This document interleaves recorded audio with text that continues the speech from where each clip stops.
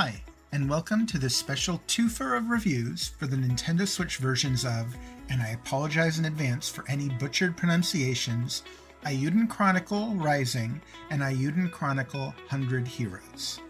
These reviews come thanks to a generous contribution from Patreon donor Jamie and his Cats, who requested that eShopper Reviews review 100 Heroes, and I decided, why not throw in Rising as a bonus? After all, that's what the creators of these two games did, with Eiyuden Chronicle Rising being a stretch goal during the Kickstarter for 100 Heroes. Stretch goal met, we got Rising first back in 2022, so I'll start with that one. Unlike Eiyuden Chronicle 100 Heroes, which was designed as a spiritual successor to the cult classic Eiyuden series, Eiyuden Chronicle Rising is an action platformer with RPG elements, and is intended to be a prologue of sorts to the events of 100 Heroes. Players take the role of CJ, an adventurer visiting the town of New Navea, again, sorry about the pronunciations, seeking treasures buried in the town's nearby rune barrows.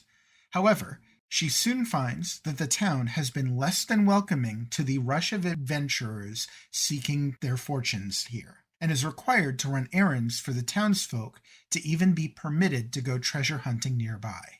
What this means is fetch quests. Lots and lots of fetch quests.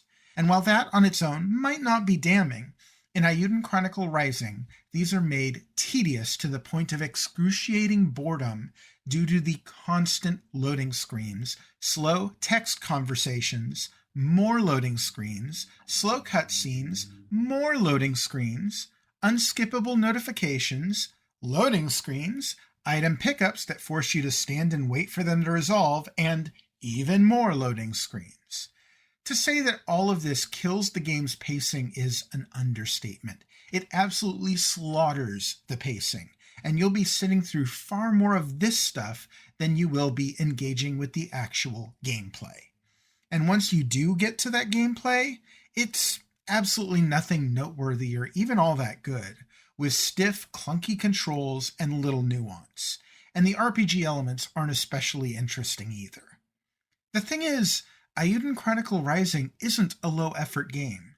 The presentation here is actually pretty good, with nice 2D character art, 3D locales, and a pretty good soundtrack, though not the game's town theme, which is what you'll be hearing a disproportionate amount of time while you're playing the game.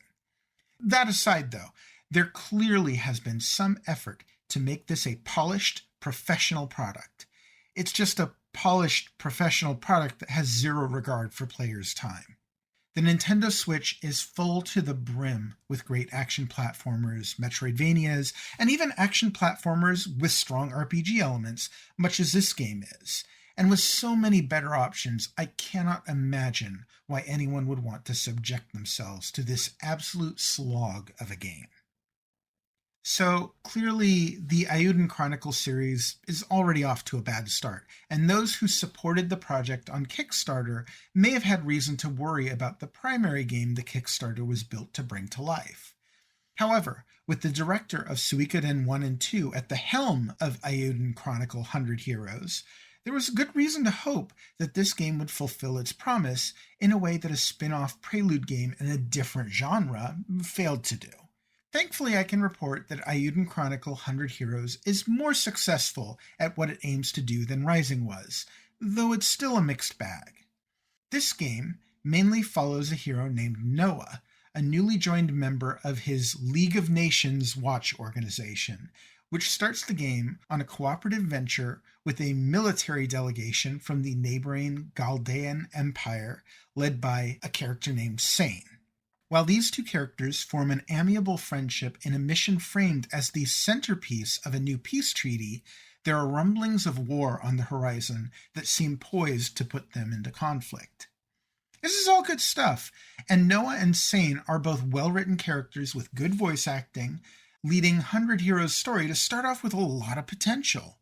However, the 100 Heroes of the game's title is no exaggeration, and much like the Suikoden games, this game features a massive roster, with 120 characters recruitable over the course of the game. With this many characters, you'd be right to suspect there's going to be a pretty low wheat to chaff ratio, and you'll find plenty of characters with little connection to the main plot, or other characters in your party even. They'll join you during in-game story events, they'll join you after the completion of a side quest, and sometimes they'll join you simply after you have a conversation with them. But often their reasons for joining will be pretty flimsy, and will at times slow down the pacing of the overarching story with their unrelated diversions. To the game's credit, this does give you a good amount of flexibility when it comes to creating your ideal party, with players able to select 6 characters to be actively involved in combat, as well as additional support characters. And the combat itself is pretty good, with special abilities you charge with normal attacks, Chrono Trigger style combo attacks, an auto battle system to rush through easier battles with customizable preset actions, and boss battles with what the game calls gimmicks, unique mechanics that give these fights much greater variety. The presentation here is also very nice, with 2D pixel art characters in a 3D world using some nice lighting and water effects, as well as a tilt-shift blur effect, resulting in a game that looks a bit like the HD 2D games that Square Enix makes. The soundtrack here is good too, and I already mentioned the great voice acting, though there are some characters that can get a bit grating. However, there are numerous technical issues in the Nintendo Switch version of the game. You'll encounter frequent pop-in, especially on the world map, and there's noticeable slowdown at times too. But the real killer here are, once again, the loading times. Every time you change location, you have a loading screen pop up for a few seconds.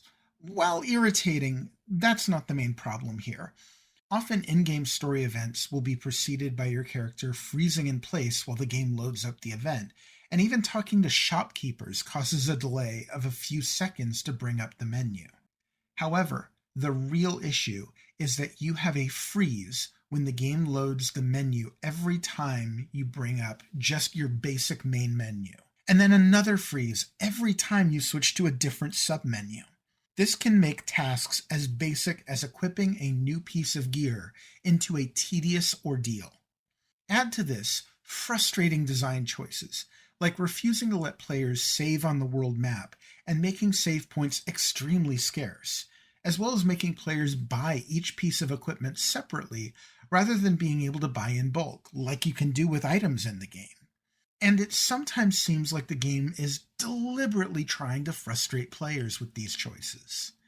Despite all of these issues, I still think that Eiyuden Chronicle 100 Heroes has a lot to offer JRPG fans.